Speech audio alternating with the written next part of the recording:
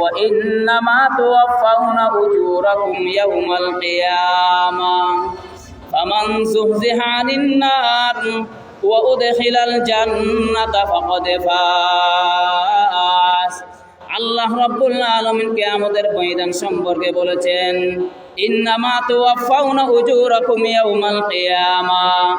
আমি আল্লাহ রাব্বুল আলামিন তোমাদের সবাইকে তোমাদের কর্মের প্রতিদান দিয়ে দিব।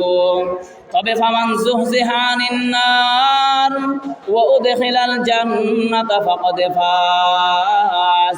যে ব্যক্তি নাকি জাহান্নাম থেকে বেঁচে গেল, জাহান্নাম থেকে বেঁচে ওয়াউদখিলাল জান্নাহ, জান্নাতের অধিবাসী হয়ে গেল, আল্লাহ রাব্বুল আলামিন বলেছেন ফাকাদ ফাজ, সেই ব্যক্তি হলো সফল। অথচ আমরা দুনিয়া জমিনে মনে করি যে ব্যক্তি নাকি একবার ক্ষমতা পেয়েছে, সেই ব্যক্তি যদি দ্বিতীয়বার আবার ক্ষমতা পায় তাকে নাম দিয়ে দেয় সফল অমুক, সফল অমুক নাম দিয়ে দেয়। কিন্তু সফলতার মানদণ্ড এটা নয়। আল্লাহ রাব্বুল আলামিন জানিয়ে দিয়েছেন, ফামান যুহজিহা আনিন নার ওয়া উদখিলাল জান্নাতা ফাকাদ ফাজ। যে ব্যক্তি নাকি জাহান্নাম থেকে নিষ্কৃতি দিবে, জান্নাতের অধিবাসী হয়ে গেল, সেই ব্যক্তি হল আসল সফল। এখন তো আপনাদের মধ্যে প্রশ্ন জাগতে পারে, হুজুর এটা তো কিয়ামতের মাঠ কায়েম হওয়ার পর দুনিয়ার জমিনে সফল কোন ব্যক্তিকে আমরা বলবো? দুনিয়ার জমিনে সফল হলো যে ব্যক্তি আল্লাহ রাব্বুল আলামিনের অনুসরণ করে, যে ব্যক্তি পয়গম্বরের অনুসরণ করে। আল্লাহ রাব্বুল আলামিন বলেন ফাকাদ ফাজা ফাউজান আযীমা।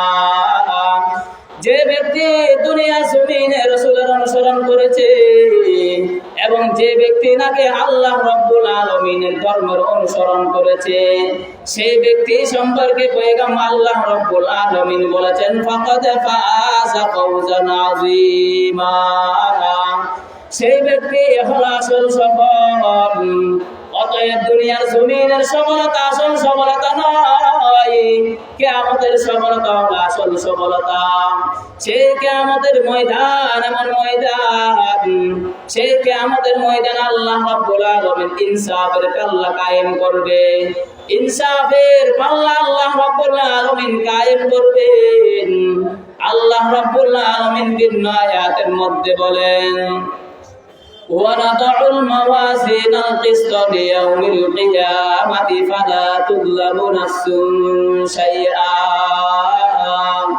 وَإِنْ كَانَ مِثْقَالَ حَبَّةٍ مِّنْ خَرْدَلٍ أَتَيْنَا بِهَا وَكَفَى بِنَا حَاسِبِينَ। আল্লাহ রাব্বুল আলামিন বলেন, وَنَضَعُ الْمَوَازِينَ الْقِسْطَ لِيَوْمِ الْقِيَامَةِ।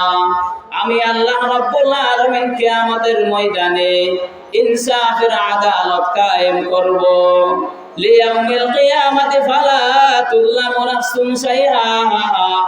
সেই কিয়ামতের ময়দান ইনসাফের পাল্লা কায়েম যখন করব, ইনসাফের আদালত যখন আল্লাহ রাব্বুল আলামিন কায়েম করবেন, আল্লাহ রাব্বুল আলামিন আগে থেকে আমাদেরকে ঘোষণা দিয়েছেন ফালা তুযলামু নাফসুন শাইআ।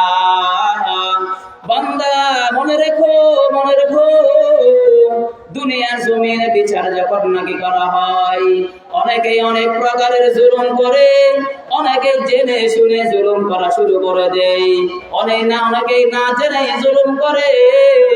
কিন্তু আল্লাহ রাব্বুল আলামিন আমাদেরকে জানিয়ে দিয়েছেন, বান্দাকে আমাদের ময়দানে যখন আমি আল্লাহ রাব্বুল আলামিন হিসাব গ্রহণ করব, সে আল্লাহ রাব্বুল আলামিন আমি আল্লাহ, সেই দিনের বিচারক হব আমি আল্লাহ। সেই দিন কাউকে কোনো প্রকারের জুলুম করা হবে না। আল্লাহ রাব্বুল আলামিন জানিয়ে দিয়েছেন ফালা তুযলামু নাফসুন শাইআ। বান্দা ভয়ের কোনো কারণ নাই, ভয়ের কোনো কারণ নাই। আমি আল্লাহ রাব্বুল আলামিন কিয়ামতের ময়দানে কাউকে কোনো প্রকারের জুলুম করব না। ওয়া ইন কানা মিসকালা হাবাতিন মিন খারদালিন আতাইনা বিহা। বান্দা দুনিয়ার জমিনে যত আমল করেছো সমস্ত আমি আল্লাহ রাব্বুল আলামিন সেদিন তোমার সামনে উপস্থিত করব। বান্দা তুমি এরকম বই করো না মনে হয় আমি ওদিন ওই কাজ করেছি, অনেক সুন্দর কাজ করেছি, সেদিন আল্লাহ রাব্বুল আলামিন এটা আমার সামনে উপস্থিত করবে না, তা হবে না, তা হবে না।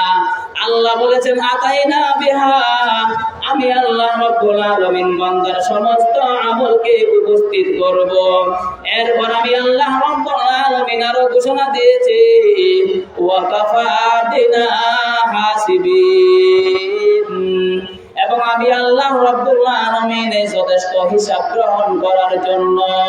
দুনিয়ার জমিনে হিসাব করার সময় আগে তো ব্যক্তি চিন্তা করে এই বিচার যদি আমি এইভাবে করি তাহলে আমার ভবিষ্যৎ কি হবে, সরকারের পক্ষ থেকে কোনো আদেশ আসবে কিনা।